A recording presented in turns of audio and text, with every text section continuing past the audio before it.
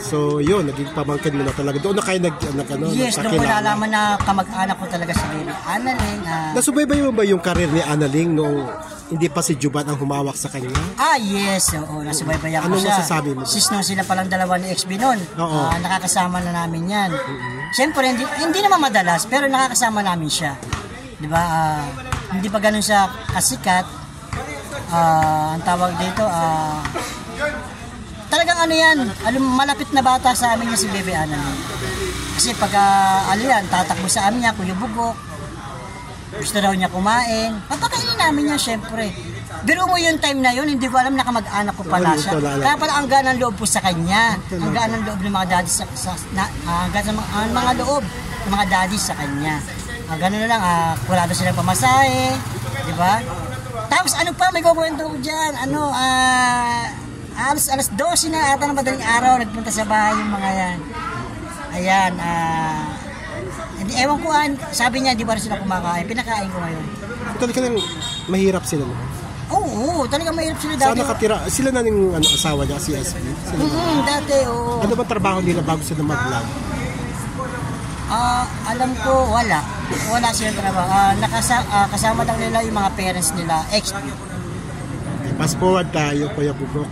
Ngayon, ano masabi mo na talagang okay na, sikat na si Analing? Siyempre, proud ko, happy ako para sa kanya, siyempre, di ba, narating niya yung pinapangarap niya, yung nakakatulong siya sa pamilya niya, siyempre, masaya ako para sa kanya. Okay. So, ano naman masasabi mo sa Lindo? Sa Lindo naman, alam niyo, sa totoo lang, mahirap kasi talagang manghimasok ng buhay na may buhay.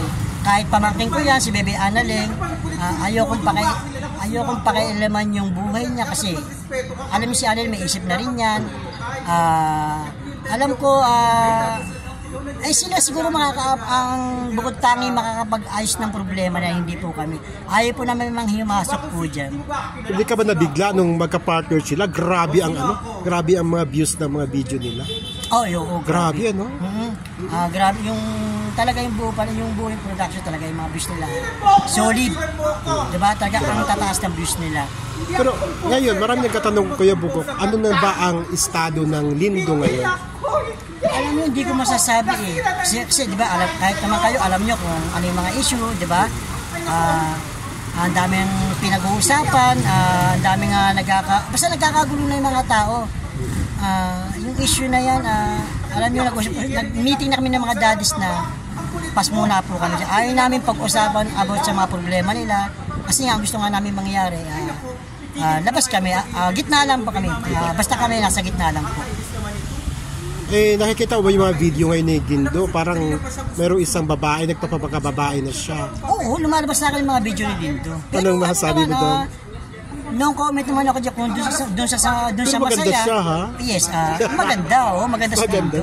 Nagandahan ka kay Lindo. Alam nyo, supportahan lang natin yung mga ginagawa nila. Ganun lang po yun. Huwag natin sila ibas ng ibas. Siyempre, maawa naman kayo sa mga tao na yan, di ba? Kasi nagbibigay lang sila ng aliw na saya sa inyo. Dapat supportahan natin, huwag natin silang ibas. Pero ito na, marami nagsasabi kasi Kuya Bugok na baka wala nang mangyayaring Lindo kasi si Lindo, meron na partner, sarili niya ang partner niya, si Dindi.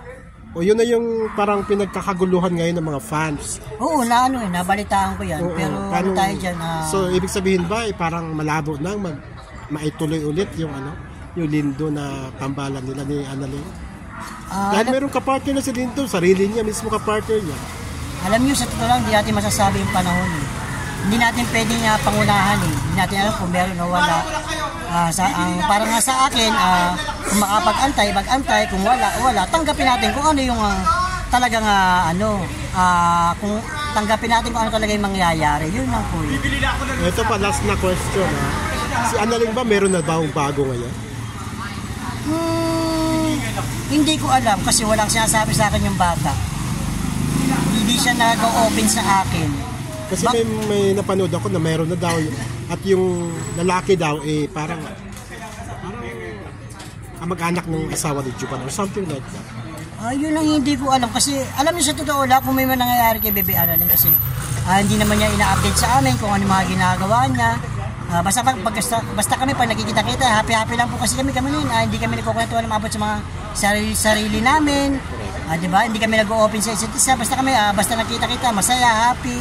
Yan, banding, yun po kami. So, sino itong mga kasamahan mo? Ayan, mga daddies. Yan po si Kuya Bong. Ayan.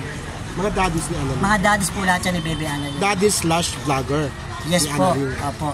So guys, naku, dami-dami pa naman tatanggol kay Annalyn kung in case na ilan ba kayong group? Medyo, may kulang pa dyan, may kulang. Puro mga puro Annalyn. Hindi nakasama kasi may mga trabaho po sila. O sige, ano message mo kay Annalyn? Ayan, Bebe Annalyn, pamangking ko. Ayan, mag-ingat ka palagi kung nasan ka man ngayon. Ituloy mo lang yung gusto mo sa buhay. Yung goal mo, andito lang kami mga daddies na nakasuporta sa'yo. I love you. At sa mga fans ng Annalyn? Siyempre sa mga fans ng Juban Production, ayan, nasuportahan po natin kung ano po yung ginagawa nila. Ayan, sana nandyan lang po kayo palagi. Ayan, mahal na mahal po namin kayo guys. Thank you.